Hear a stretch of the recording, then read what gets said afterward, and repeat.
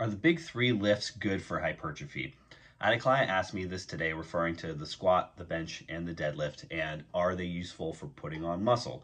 And the answer is sometimes, and it depends, and it changes based on your proficiency with the lifts. Now, we often see people put on the most muscle size with the squat, bench, and deadlift early on in their lifting career when they maybe don't have a ton of muscle mass right off the bat. But this is kind of a catch-22 because oftentimes those beginner lifters are not very technically proficient in the squat, bench, and deadlift, so it's not going to be the target muscle groups that fail first, and that's kind of a prerequisite for an exercise being good for hypertrophy. The target muscle group has to fail first, and if your technique on the squat, bench, and deadlift are not so good, then something else is going to fail first. And you tend to see that pretty much no matter what your experience level is. Even if you're very, very good at the competition lifts, usually it's not going to be your quads that fail in the squat, it's going to be your torso. Usually it's not going to be your chest that fails in the bench, it's usually going to be your upper back stability, and it's usually not going to be your glutes and hamstrings that fail in the deadlift, it's going to be your upper back. So kind of regardless of experience level, it's not going to be the target muscle group that fails first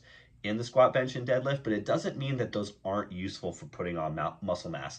We've seen a ton of people over the years get really big doing a lot of the competition lifts.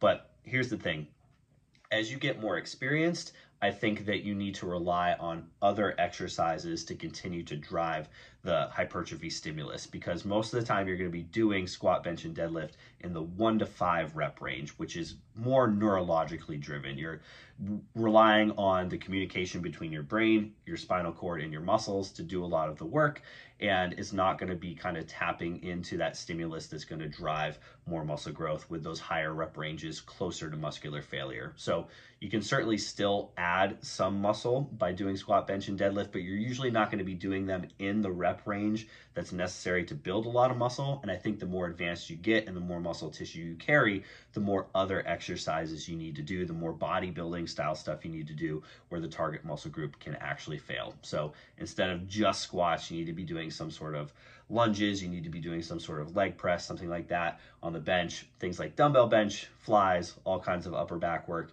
And on the deadlift, doing things like hamstring curls, glute ham raises, other exercises that are going to target the glutes and the hamstrings directly. So the answer is yes, squat, bench, and deadlift can be good for hypertrophy, but they're not the best. And the more advanced you get, probably the more variety you need in exercises to continue to build muscle.